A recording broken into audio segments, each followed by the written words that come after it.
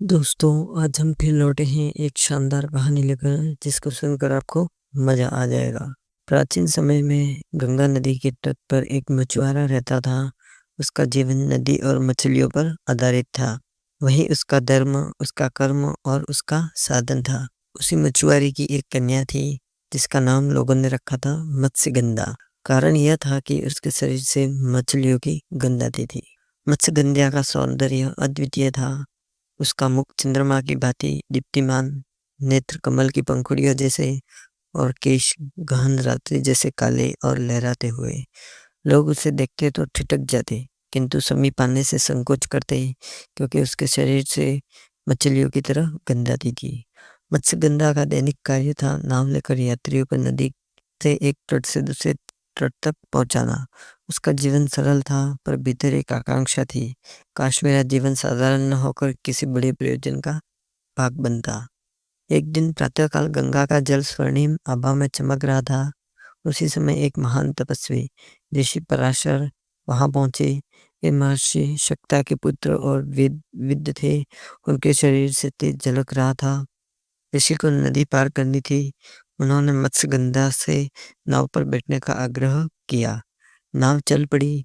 गंगा की लहरें हल्की हल्की थपकियां दे रही थी। आकाश में श्वेत पक्षी उड़ रहे थे।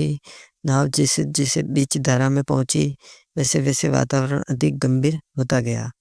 ऋषि पराशर ने कन्या की ओर से दृष्टि डाली। उनके मन में एक विचित्र भाव जागा। यह केवल रूप का आकर्षण नहीं था, बल्कि नीति का आह्वान था। उन्होंने गंभीर स्वर में कहा, हे सुंदरी, तुम्हारे भीतर दिव्य सौंदर्य है। मैं तुमसे मिलन की इच्छा रखता हूँ। मत्स्यगंधा चौंकी। उसके हाथ कांप गए और नाव डगमगाने लगी। उसने घबराकर कहा, ऋषिवर, आप महान तपस्वी हैं। दिन के उजाले में यह कैसा प्रस्ताव रख रहे हैं? यदि किसी ने देख लिया तो मेरी लज्जा और कुल दोनों डूब जाएंगे। मैं तो एक मछुआरी कन्या हूँ। ऋषि ने शांत स्वर में कहा, डरो मत। मेरे योग बल से एक ऐसा आवरण होगा कि कोई हमें देख नहीं पाएगा। इतना कहते ही पराशर ने अपनी तप शक्ति से चारों ओर गहरा कुआसा फैला दिया। सूरज की किरणें भी उस धुंध को चीर न सकी। गंगा का मध्य भाग मानो एक गुप्त लोक में परिवर्तित हो गया हो। मत्स्यगंधा ने पुनः संकोच करते हुए कहा, ऋषिवर, आप मेरी सुगंध जानते नहीं। मेरे शरीर से मछलियों की गंध आती है। आप समीप आएंगे तो असह्य लगेगा। ऋषि पराशर मुस्कुराए। उन्होंने आशीर्वाद देते हुए कहा, अब से तुम्हारे शरीर से कभी दुर्गंध नहीं आएगी। तुम्हारे अंगों से दिव्य कस्तूरी और कमल जैसी सुगंध फैलेगी। तुम्हारा नाम अब से सत्यवती होगा, क्योंकि तुम्हारा रूप और हृदय सत्य के समान निर्मल है। मत्स्यगंधा स्तब्ध रह गई। उसने अनुभव किया कि सचमुच उसके शरीर से अब दिव्य सुगंध फैल रही है। उसका आत्मविश्वास बढ़ा और मन में श्रद्धा जागी। इसी गहन कुआसे और गंगा की धारा के बीच दोनों का मिलन हुआ। यह केवल काम आकांक्षा नहीं थी, बल्कि नीति का सहयोग था, जिसने भविष्य में भारत के इतिहास की दिशा बदलनी थी। ऋषि पराशर और सत्यवती के इस मिलन से उसी समय गंगा के तट पर एक तेजस्वी बालक का जन्म हुआ। चारों ओर दिव्य प्रकाश फैल गया। गंगा की लहरें मानो मधुर स्वर में गुनगुनाने लगी। आकाश से पुष्पों की वर्षा हुई। वह बालक श्याम वर्ण था, परंतु उसके नेत्र अग्नि की तरह तेजस्वी थे। उसका जन्म दिव्य था और उसका भविष्य अनुपम।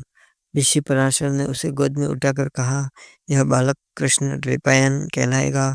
कृष्ण अर्थात श्याम वर्ण और द्वैपायन द्वैपायन अर्थात द्वीप पर जन्म लेने वाला। यह आगे चलकर समस्त वेदों का विभाजन करेगा और व्यास के नाम से प्रसिद्ध होगा।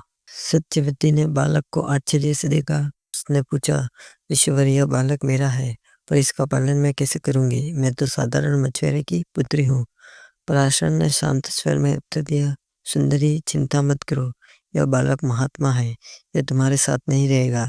अभी यह ध्यान में लीन होकर तप करेगा और समय आने पर प्रकट होगा। यह धर्म की धुरी होगा और युगों तक संसार इसका नाम स्मरण करेगा। इतना कहकर उन्होंने अपने योग बल से बालक को तुरंत ही युवावस्था में पहुंचा दिया। कृष्ण द्वैपायन ने माता को प्रणाम किया और तपस्या के लिए वन की ओर चला गया। सत्यवती का हृदय मिश्रित भावनाओं से भर गया। एक और मातृत्व का विरह था, दूसरी ओर गर्व कि उसका पुत्र युगों तक स्मरणीय होगा। ऋषि पराशर ने सत्यवती से कहा, तुम्हारा भविष्य महान होगा। एक दिन तुम राजमहल की रानी बनोगी और समस्त भरतवंश की जननी कहलाओगी। तुम्हारे गर्भ से वह वंश फलेगा जिससे महाभारत जैसी कथा जन्म लेगी। सत्यवती स्तब्ध रह गई। एक साधारण मछुआरे की पुत्री होने के बावजूद इतना महान भविष्य। उसने गंगा की ओर प्रणाम किया और मन ही मन आशीर्वाद स्वीकार किया। उस दिन के बाद कुआसा हट गया। गंगा का तट फिर सामान्य हो गया, परंतु सत्यवती का जीवन अब सामान्य नहीं रहा। समय बीतता गया। सत्यवती अब साधारण मत्स्यगंधा नहीं रही। उसका रूप और सुगंध दोनों दिव्य हो गए थे। गंगा तट पर जो भी यात्री आता उसकी नाव में बैठकर केवल नदी ही नहीं पार करता, बल्कि सत्यवती की आभा से भी प्रभावित होता। एक दिन हस्तिनापुर के राजा शांतनु शिकार के लिए उस क्षेत्र में आए।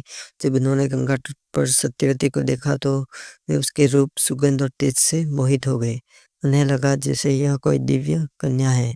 राजा शांतनु ने सत्यवती से विवाह का प्रस्ताव रखा।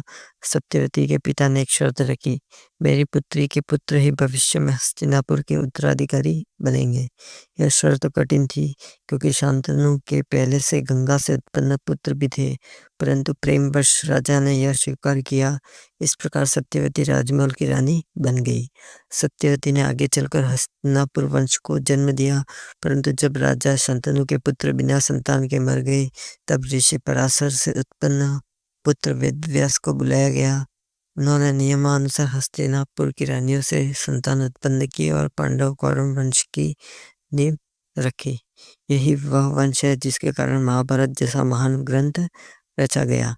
तो दोस्तों, ये कहानी आपको कैसी लगी, जिसमें एक कन्या ऋषि के साथ मिलन करती है और उससे दिव्य तेजस्वी पुत्र उत्पन्न होता है, जो वेदव्यास के नाम से प्रसिद्ध होता है, और उसी से जुड़कर आगे महाभारत की कथा बनती है। तो दोस्तों, इस प्रकार की पौराणिक कथाओं के लिए हमारे चैनल को सब्सक्राइब करें, वीडियोस को लाइक करें, ज़्यादा से ज़्यादा शेयर करें और हमसे जुड़े रहें।